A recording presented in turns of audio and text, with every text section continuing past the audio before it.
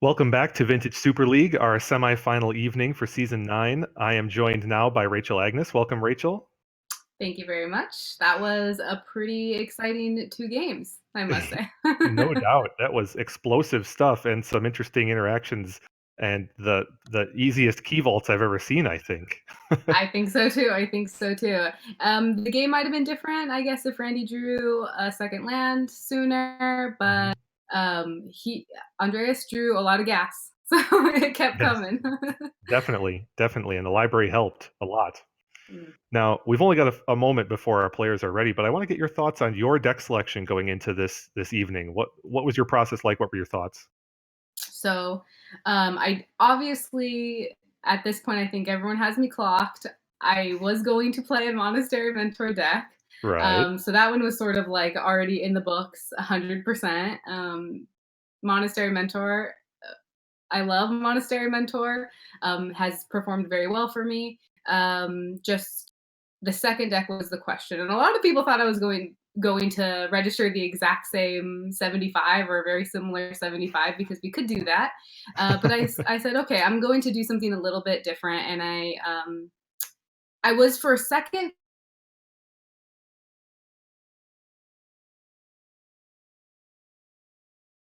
Uh-oh. Hopefully, we'll get Rachel back in a moment.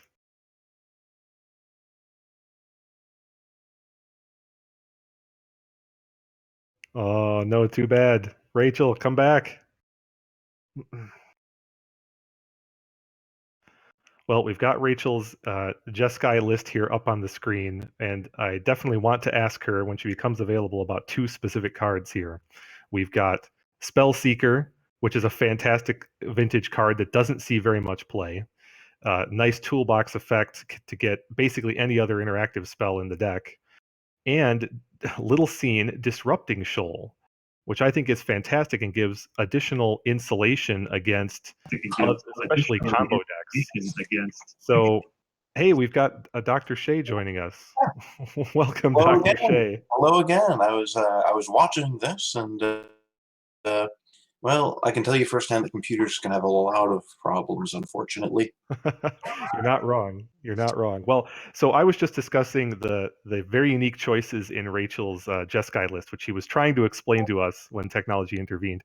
She has one Spell Seeker in the main, and Mhm. one Disrupting Shoal.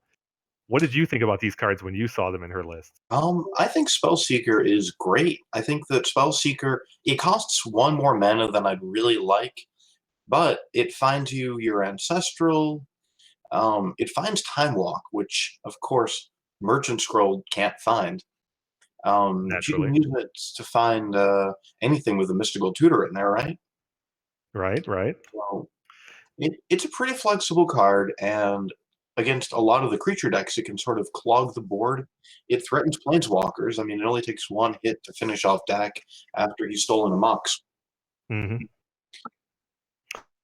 Well, we'll see how things shake out with her decks and yours after a couple more games. But next, our players are ready, so let's go see how Randy and Andreas conduct themselves in match 2 of the night. All right.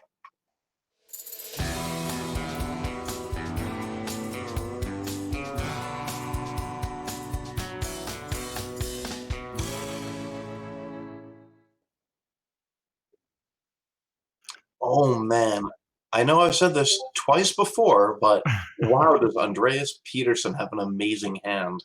Right? That is just an incredible hand. The only thing I don't like about that hand is he can't play Trap and Force, at least not on turn 1. But But don't after a worry, trip to the bazaar, he very well could. that's right. He might go there and trade in some zombies, maybe Mhm. buy a blue card, might even purchase a dead pharaoh. Who knows? Randy's hand, on the other hand, is not. It has a lot of accelerants, and he really needs this preordain to provide juice. Let's see what it can find, huh? So I like that he led with Soul Ring because at this point, getting Soul Ring misstepped would actually be a lot better than getting this preordained misstepped. Definitely.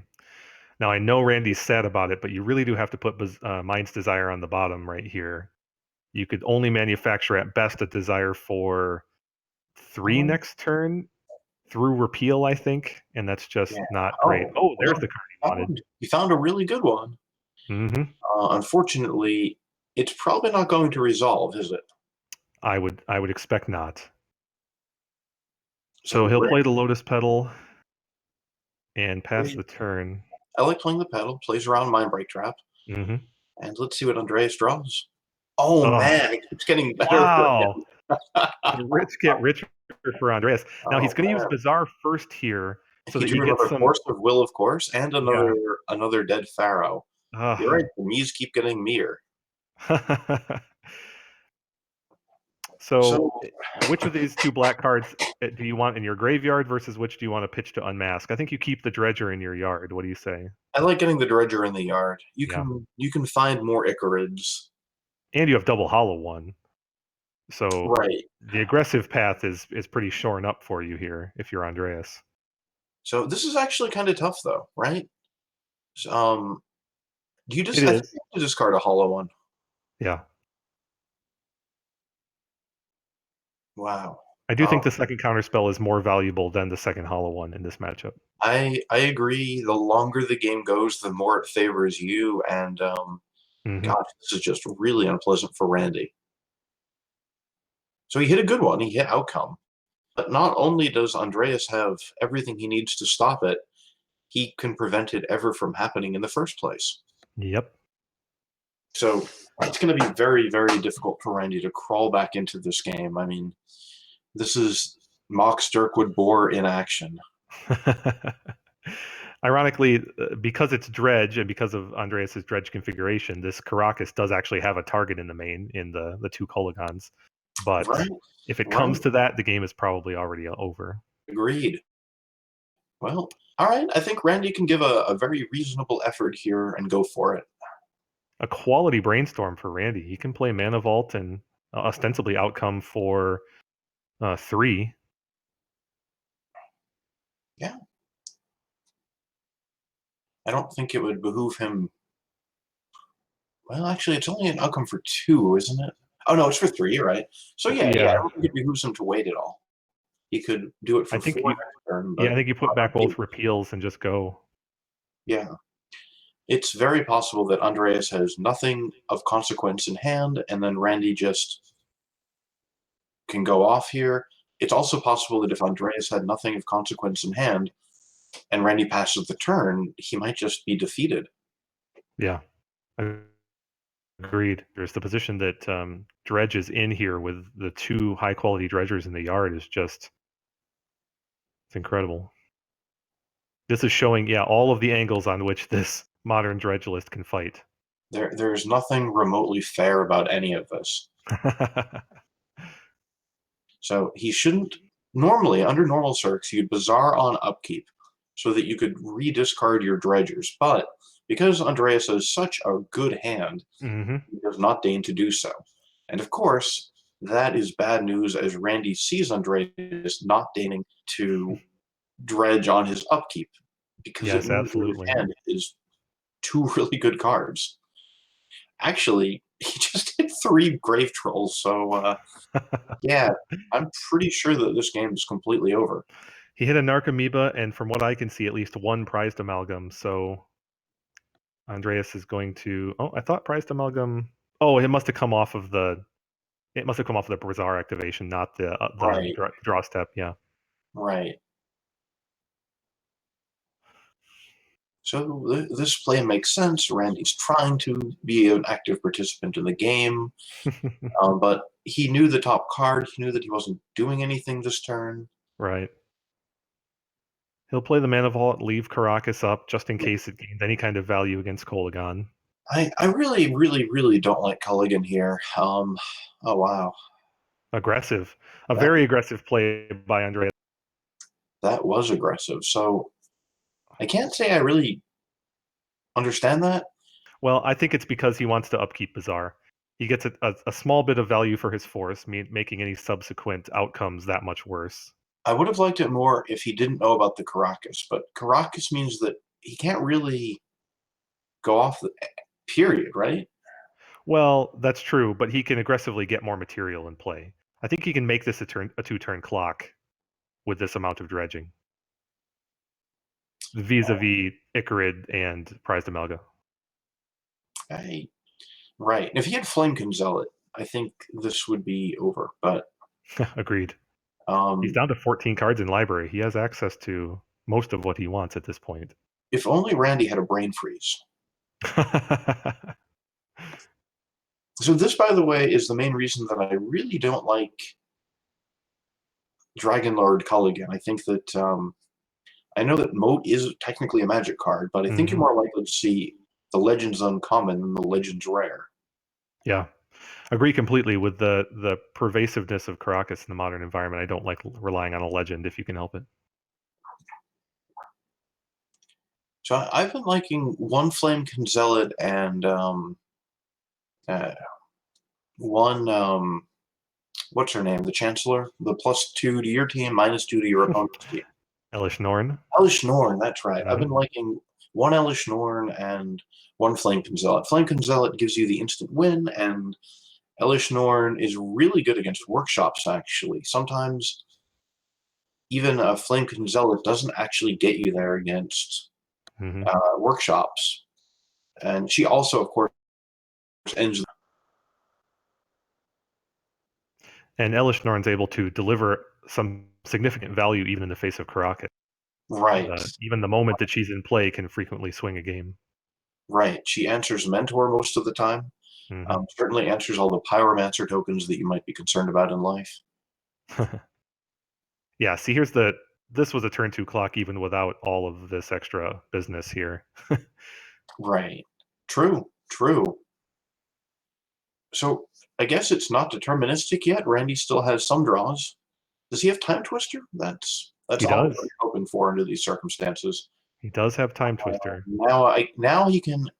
Okay, he can repeal into Night's Whisper for Black Lotus and Time Twister. Right? I think that's possible. He also has access to Yawgmoth's Will. Oh, Demonic Tutor. Okay. Well, what do you know? Oh, but and he has 2 black.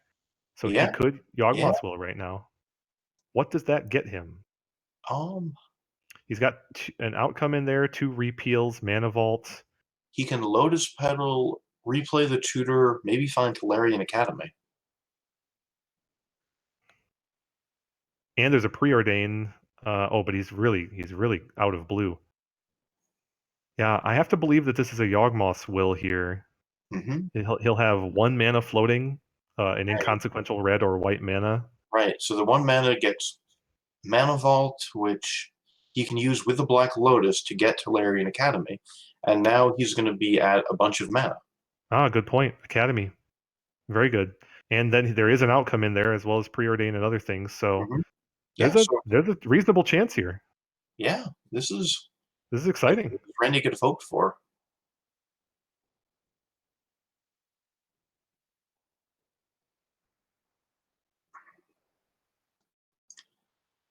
It's also possible the Storm is 7. Is there just a Tendrils line here? Tutor for Tendrils is Storm 9. He only needs 1 more spell. He doesn't have another castable spell. He was 1 spell away. Well, he went the outcome route, and it looks like it paid off. It does, yeah. An Opal is huge here. Yeah, I think he's got it. Wow, what an incredible thing! You called the the black spell off the repeal, and he hit it. Man, so I don't think Andreas would have given up anything if he had just been more patient with the Force. It's worth noting, did Andreas pass up the opportunity to, maybe he didn't, to therapy that repeal? I guess he didn't. I don't see a second therapy in his yard. I don't see it, but he could have just been sitting on a Force. I don't know. I really don't like the forcing the random mana rock there. I think you're right. This does come back to that, and you might be able to trace this whole game back to that decision. Because he almost certainly gets to win this game without the double Bazaring, or without the upkeep Bazaring last turn. I think even main phase Bazaar again would have been good enough to put the necessary clock on. Yeah, I agree. I think that I would understand going for it if you could win on your turn, but Andreas on account of the Caracas can't. So, yep, Randy generates a bonus black mana. This is deterministic. There you go. Wow. Well navigated by Randy. Absolutely. What an interesting outcome, so to speak. Oh, well said. And Randy plays masterfully and takes this game. Wow. He fought through Mindbreak Trap and Force of Will and Unmask and a fast clock. I mean, that's a turn 5 kill here for Andreas. Well done, Randy. Wow. Wow. Interesting. Well, now we get to see what you and I were speculating about their relative sideboard strategies. So Randy doesn't have a lot of straight up dredge hate. It looks like he has 3 Tormod's Crypts and 1 Grafdigger's Cage. And those all came in immediately in addition to the Lavinias. Andreas has gone straight to Chalice and at the moment 1 Leyline. And he's removed. Looks like he's removed all his hollow ones at this point. I'm guessing. Oh, the Mindbreak traps came in. So far, hollow ones became 2 traps, Chalice, and 1 Leyline. Not entirely sure I understand the Leyline. Maybe it's to increase his unmask count. You know, you usually think about your blue count, but when you're playing a mask, you have to think about your black count too. Yeah, I also think he's not being results oriented, but that last game demonstrates one of Randy's common paths in an unmasked kind of matchup, which is Yawgmoth's Will. Yeah, it's true. Although the Miser's ley line is so unreliable. Absolutely, it is. Randy, interestingly, has cut 3 Force of Wills and the main deck Hercules, of course. Which I guess I should say, it's not of course. It has some game against a hollow one, but he has cut them, which I would expect. Right. And the hollow ones came out for Andreas anyway. Very interesting. And it looks like we're going to have to powder on Andreas' side, and Randy's hand looks perfectly swell. It looks like a turn 1 Tormod's Crypt, and he can set up for a turn 2 build your own inspiration if he wants. If he wants, agreed. Oh, and Andreas finds it on the second 7, I guess. Mm-hmm. This one has no disruptive elements in the opener, though, for Andreas. Obviously, he will get to Bazaar into 2 new cards. Right. But the flow of this game is going to depend exactly on what these 2 cards are. Wow. That was good. That was good. 2 castable disruption effects. Incredibly good. This unmask that Andreas is about to deploy is going to have an interesting time about picking cards. It is. Andreas, what do you take out of Randy's hand? I'm not taking Tormod's Crypt and just trying to go off on my next turn. All right. You heard it here first, folks.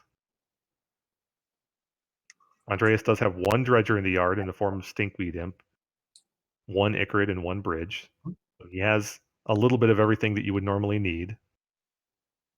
It's also worth noting that the Mindbreak Trap sort of shows up the outcome. If Randy happens to draw an accelerant or something this turn that inspires him on a turn 1 outcome, Andreas has that under control. Exactly. So I think Andreas is the beatdown. Take Tormod's Crypt. There you go. It's like Andreas agrees, and despite being a completely degenerate Magic card, it's not great here for Randy to draw a second one. Agreed. I think this is just Mana Vault Go, wouldn't you say? I think it has to be, yeah. I think that actually getting rid of the Crypt also makes the outcome worse. Mm-hmm. That's one of the reasons why Outcome plays Tormod's Crypt, is it plays so well with the title card. All right, so now, because Icarid triggers but doesn't target, Andreas Petersen can dredge and then feed his Icarid. He gets some solid cards to discard there. Mm-hmm. And unlike last game, where he started his second turn with exactly 2 Force of Wills in hand, he gets to do the Upkeep Bazaar because it's only Mindbreak Trap by itself. He's going to name Outcome, and he's going to get both of them, isn't he? Oh, almost certainly at this point, yes. Wow. Doubly bad for Randy, yep, you're right. Sometimes even Necromancers want a 2-for-1. Sure enough, the Icarid for value comes in, brings a Narcomoeba with it, Mm-hmm. prized amalgam waiting in the wings, Yeah. and there's Not at least one bridge, 2 bridges I can see now. Wait, 3 bridges. So he pitched bridge to unmask and proceeded to mill the other 2 with his dredging. He has his remaining 3 bridges in the yard. so he's going to shred Randy's hand, Yeah. and yeah, this is going to be very difficult for Randy to win. Yeah, Randy doesn't have the material in play that like a Yawgmoth's will could bring him back from. So Andreas mises both outcomes here. I guess it's pretty much free for him to take the Snapcaster, and by free I mean it puts 7 more power on the table. Agreed. I do think it's the right thing to do to sacrifice Narcomoeba here for another therapy. Yeah, I guess it's 5 more power, but it's a lot of power. It's a lot of power. And it becomes a 2-turn clock here too. 6 zombies times 2 means Randy's going to get 2 draw It's steps at also- most. He's also getting a prized amalgam, right? Oh, you're right. That doesn't change the clock though, unless there's a second one. I don't remember if there's a second one. Yeah, we can't see it all. I think I only saw one trigger pop up, I think. So I think Andreas is going to have 15 power here. Okay. There it is. Yep, 1 amalgam. Oh, he could also dread return a troll back. That troll's not bigger though than the 3 zombies he would Oh, okay. sacrifice to do it. Well, top is an okay card. Randy goes all in here because he has to. Yeah. Randy Unfortunately, has only 1 life point to work with here that he needs for that fetch land. the Mind Break Trap is not going to be something that he's going to enjoy all that much. He's facing 15 power worth of Oh, right. Plus zombies. Icarid. Oh, plus Icarid, right. Right. So this is actually deterministic. Never mind. I was mistaken earlier. This is a 1-turn clock. So if you're Randy, I guess the best possible thing is if you find Time Twister and then play Time Twister. And that'll just get short, and Randy does not find Time Twister. Yep. All right, there it is. Game 3. Match 2 comes down to game 3. Let's see if either player alters their sideboard plan on play versus draw. Chalice gets a lot worse.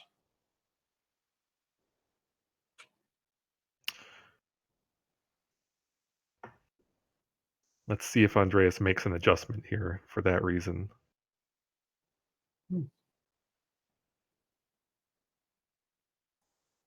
Doesn't look like any change is forthcoming for Randy. Nope, he's done. It's like, yeah. Andreas Petersen, also no change. All right. Oh, Well, another strong hand for Andreas. Look at that. Force of Will, Unmask, a Dredger. It's pretty much everything you want. And Randy has a very marginal hand. It's not a bad hand. Not very good either. I don't know. In this matchup, that's a pretty bad hand, I would say. I would probably keep it, but I wouldn't be thrilled about it, and it might be wrong to keep. I'm on the side of it's probably wrong to keep. It's extremely medium, and Pronder is not that good of a tutor. Yeah, Okay. Looks like Randy agreed with you. Yeah. Grafdigger's Cage will likely meet Force of Will, and then we'll see how the rest of this goes. See, this hand, I like this hand not only because it has Cage, but also because Randy has some backup cantrips to rely on too. He does. This is much better than his previous hand, so mulliganing here worked out nicely for him.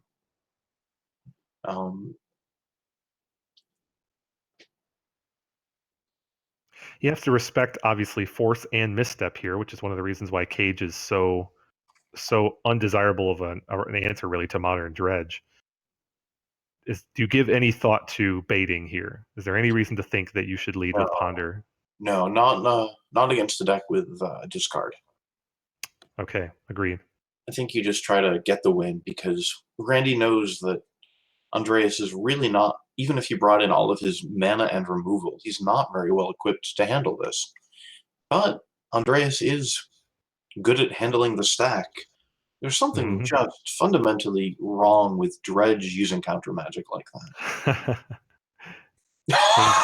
Wow. See? Look at that. Andreas probably won't have enough cards here to deploy Unmask and Force of Will. Well, there's no other blue card anyway, so Force is going to the graveyard, I would expect.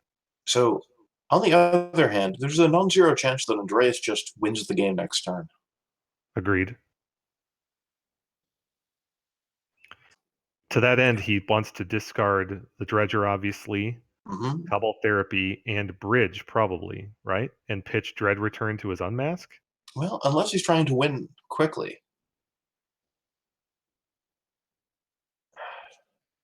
He can still win quickly, if not deterministically quickly next turn. The last game that we just saw, he really did. He was able to present a one-turn clock the turn after he dredged the first time, basically. That's true. That's true. So he is keeping Therapy in hand. I like hitting Brainstorm here. I think he's going to just hit the pedal next turn and see how fast he can go. And I think Randy's best chance is to brainstorm into something really exciting. As between Brainstorm and Ponder, does not Ponder see more cards? Ponder does, but the best Ponder's going to do is to buy Randy some time by finding a Tormod script. And with 2 Bizarres, I think Andreas can just power over that. You value the hand fixing aspects of Brainstorm more than. Right. I value. I know Ponder has a higher probability of finding a straight Tormod script. Brainstorm has a better chance of putting Randy in a position to win the game. All right. Andreas agrees with you, so we'll see how Randy's Ponder pays off. He drew a fetch land, which he was going to need more mana. That's probably a good mana source in case he only wants some of this Ponder. Mox Night Whisper Preordain. I don't know. Maybe you keep the Preordain because it's a couple more looks to try to find that Tormod script, which is sort of what Randy's reduced to at this point. Yeah, I think you're right. And that was a Mox Opal, which is obviously not what he wants. That's right. That's the worst Mox currently in Randy's deck. I guess it's better than Mox Amber, but all right. Let's see if Randy can consult Tormod here. No, close. No, he has one more draw to find it, and otherwise it's almost certain that Randy's just dead. Too many zombies. He's tanking a little on Sapphire, it looks like, because Sapphire does potentially facilitate Time Walk into Snapcaster Time Walk or something like that, or Time Walk into Snapcaster Ponder, perhaps. It does. He ultimately says no. All right, and Andreas knows that Randy doesn't have, say, Ravenous Trap or Surgical Extraction or any of the other things that prevent him from just pushing as hard as possible to just end the game this turn. We've seen Randy get out of a tight spot once this match, but this looks like a very tight spot here. Yeah. I don't think Randy can. Even because in the very worst case, Andreas is going to be able to shred Randy's hand, and Randy doesn't have the 3 mana to mise into a Time Twister. Yeah, good point. If he could keep the Time Walk here, he could draw Time Twister and walk into another mana source, maybe. But his hand is basically, as you said, it's 2 cards away from really putting up a fight here. Right. So I guess there's the theoretical ancestral into Lotus Time Twister, but now we're Magical Christmas Land. Exactly. Yep.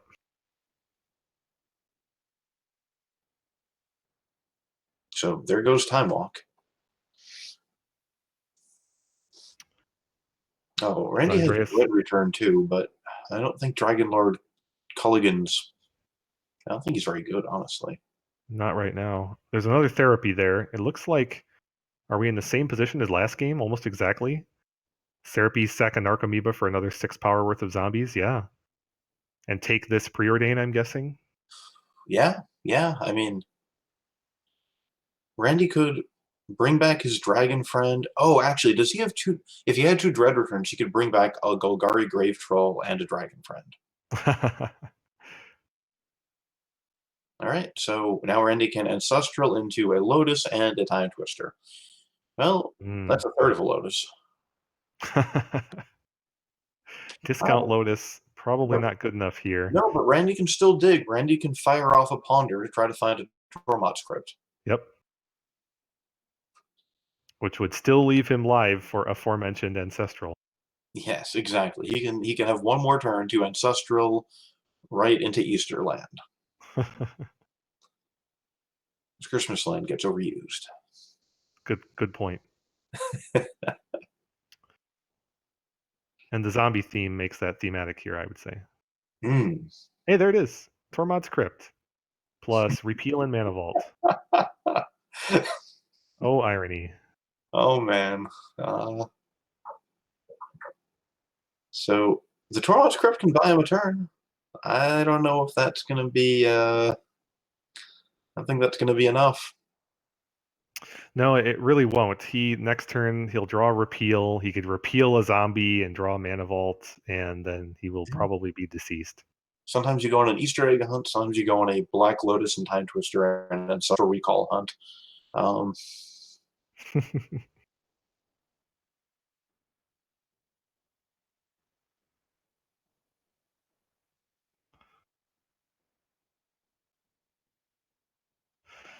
And of course, there's the possibly somehow relevant Mindbreak Trap, which, given that we know the top two cards of Randy's library, and the best you can hope for is to probably...